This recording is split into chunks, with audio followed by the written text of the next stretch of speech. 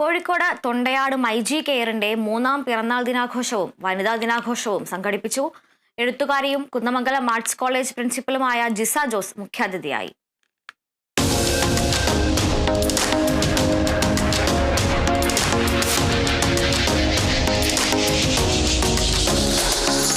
കേരളത്തിലെ ആദ്യ സ്ത്രീ നിയന്ത്രിത ഹൈടെക് റിപ്പയർ ആൻഡ് സർവീസ് സെന്ററാണ് തൊണ്ടയാട് മൈജി കെയർ.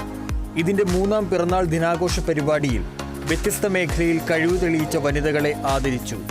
രാജ്യത്തെ ആദ്യ വനിതാ പോലീസ് സ്റ്റേഷനായ കോഴിക്കോട് വനിതാ പോലീസ് സ്റ്റേഷനിലെ സബ് ഇൻസ്പെക്ടർ CS ശ്രീസിധയെയും ആദരിച്ചു.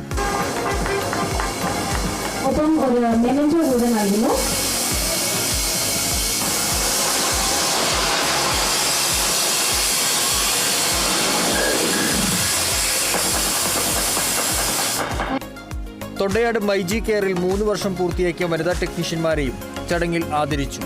ഈ വനിതാ ദിനത്തിൽ സ്ത്രീകൾക്കായി പുത്തൻ സാധ്യതകളാണ് മൈജി ഒരുക്കിയിരിക്കുന്നത്. സ്ത്രീകളുടെ സാമൂഹ്യ ഉന്നമനത്തിനായി മൈജി എന്നും ശ്രമം നടത്താറുണ്ട്.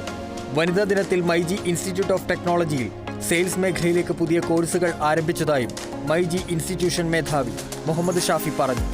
നമ്മൾ ഇന്നത്തെ വനിതാ ദിനത്തിൽ നമ്മൾ പുതിയൊരു കോഴ്സും കൂടി അവതരിപ്പിക്കുകയാണ്. വനിതകൾക്കായിട്ട് നമ്മൾ 3 വർഷം മുന്നേ ടെക്നോളജി മേഖലയിൽ വലിയൊരു സ്മാർട്ട് ഫോൺ റീ എഞ്ചിനീയർ എന്നൊരു കോഴ്സ് നമ്മൾ സ്റ്റാർട്ട് ചെയ്തു. വുമൻസിന് മാത്രമായിട്ടൊരു സർവീസ് സെൻറ്റർ സ്റ്റാർട്ട് ചെയ്തു.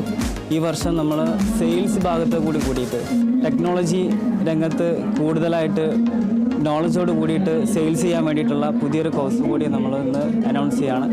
അതിൽ 30 സ്റ്റുഡൻസിന്, അതായത് 30 ആളുകൾക്ക് സൗജന്യമായിട്ട് പഠിക്കാൻ വേണ്ടിയിട്ടുള്ളൊരു അവസരം കൂടി ഈ ഒരു വനിതാ ദിനത്തിൽ തന്നെ നമ്മൾ അത് അനൗൺസ് ചെയ്യണം.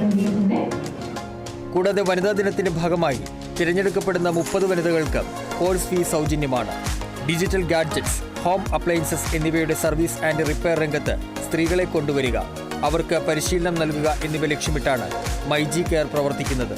3 വർഷം മുമ്പ് ലോക വനിതാ ദിനത്തിലാണ് തൊണ്ടയാട് മൈജി കെയർ സ്ഥാപിതമായത്. ഈ മേഖലയിലെ മുഴുവൻ ജോലിക്കാരും വനിതകളായി ഉള്ളതും കേരളത്തിലെ ആദ്യ വനിതാ നിയന്ത്രിത സ്ഥാപനവുമാണ് ഇത്. Kerala vision news, Kozhikode.